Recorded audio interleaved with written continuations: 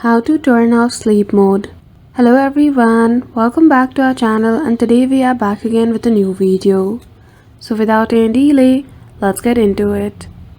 For that, firstly head towards setting application. Then after at the top in the search box simply type sleep and hit the enter key.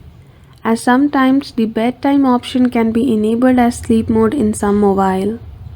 So go to bedtime mode, click on turn on.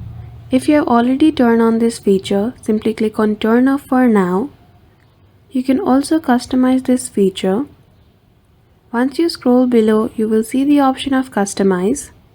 If you have enabled this feature, simply toggle it off. Go to screen option at bedtime and change the setting as you like.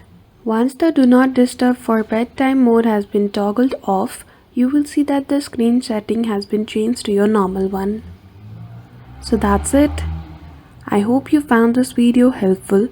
If you did, don't forget to give it a thumbs up and subscribe to our channel for such tutorial. Thank you for watching till the end.